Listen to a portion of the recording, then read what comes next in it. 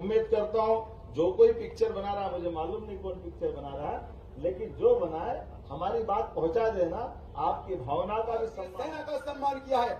आदरणीय मुख्यमंत्री जी, जब तक हम लोग रहेंगे आपको धन्यवाद देते रहेंगे। आपकी सेना जो है वो आपके लिए सदैव समर्पित है।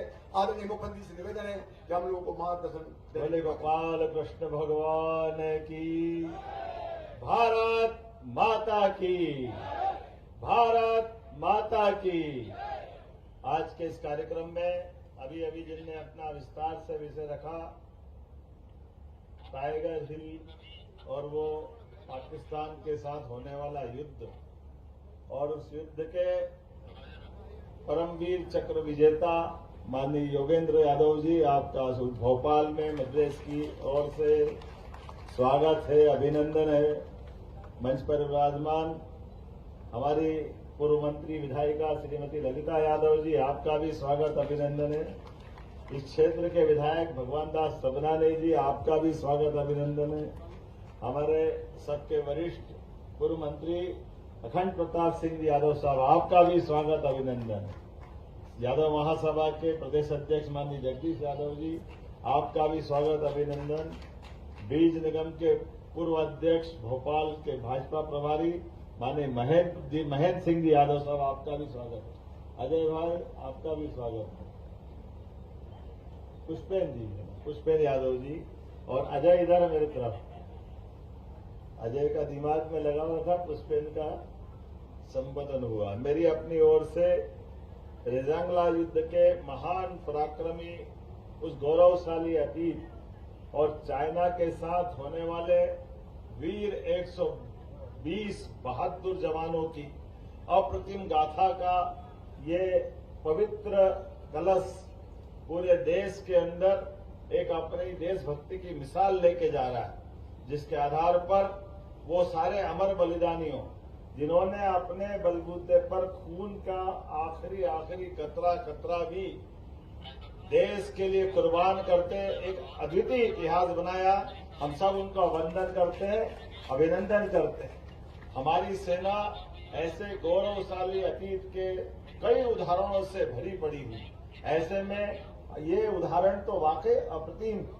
एकदम से उम्मीद करते हैं कि जब चाइना का वो वार और चाइना का आक्रमण और 120 की संख्या लिमिटेड, लेकिन ये रणबांकुरे छोटे मोटे नहीं है। सामने 3,500 और कोई हजारों में 120, लेकिन ये कम थोड़ी पड़ रहा है। एक एक में 100 हाथी का बल था, वो अद्भुत पराक्रम था। वो एहसास हमारे बीच में है। हमारी सेना और सेना के जवानों ने जब भी मौका पड़ा तो ये हम सबके लिए गौरवशाली अतीत है। चाहे सामने कितनी संख्या क्यों न हो, हमारा 5000 साल पुराना इतिहास, भगवान कृष्ण का गौरव की सेना कितनी भी भारी क्यों न हो, यदुनंदन जिधर होगा विजय उधर ही होगी। वह गौरवशाली अतीत हर काल में जहां धर्म का मार्ग है, सदैव वहां अधर्म की हानि होती है। और चाइना का वो कायराना हमला, और चाइना का क्यों न हो, अभी योगेंद्र भाई, मैं इनसे पूछ रहा था इनकी उम्र कितनी है, अभी 45 साल की उम्र है, लेकिन एक व्यक्ति, किसी के जीवन में एक गोली का ही भगवान क्या, लेकिन कितनी गोली, लेकिन अभी बोली सुन रहे थे, गोली 17 खाई आपने। जोरदार अभिनंदन करो। पूरा शरीर में, हाथ में, पैर में, पेट में, पीठ में, कहाँ गोली नहीं लगी, लेकिन गोली लगेगी गोली वालों के पास। लेकिन गोली से बड़ी गोली भगवान का आशीर्वाद है। लड़ने की जो बहादुरों की परंपरा है, हमारे लिए पूरा देश का आपके माध्यम से सेना पे भी गर्व है और योगेंद्र यादव जी पे भी गर्व है। जोरदार अभिनंदन करें।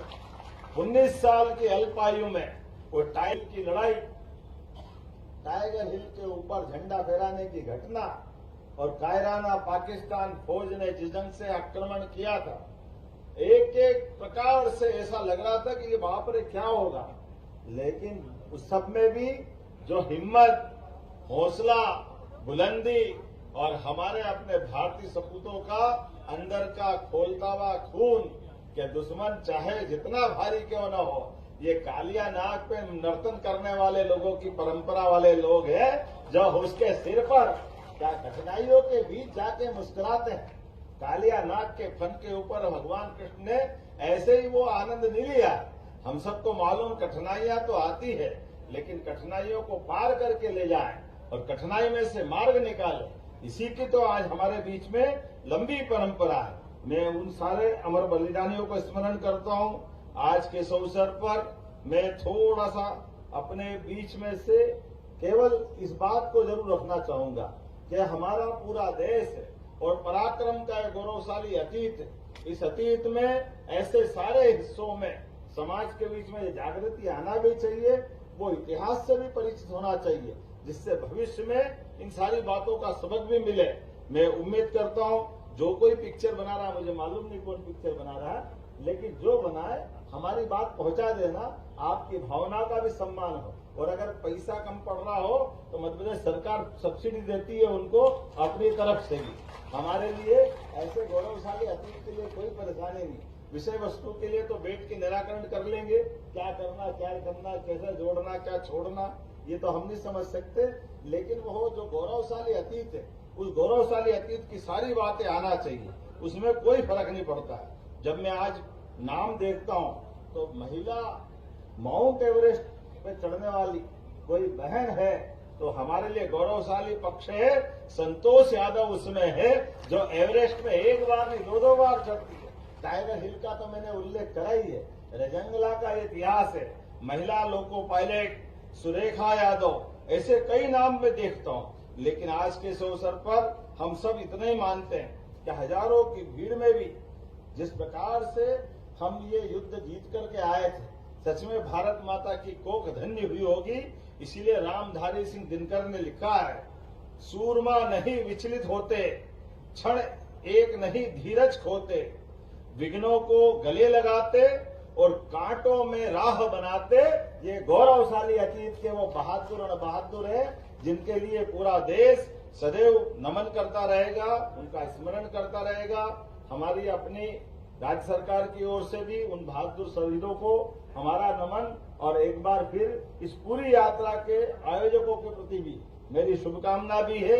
और हमने ऐसे कई सारे ऐसे स्मारकों को भी एक तरह से यहाँ शौर्य स्मारक भी है, अगर इससे जुड़ी हुई यहाँ की गाथाओं का कोई दृश्यांकन फिल्मांकन की जरूरत होगी, आपसे मदद लेकर के उस बात को भी लाएंगे।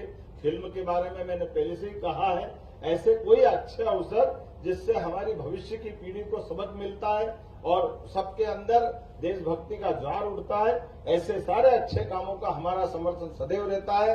मेरी अपनी ओर से पुनः इस अच्छी यात्रा के प्रति शुभकामना, बधाई।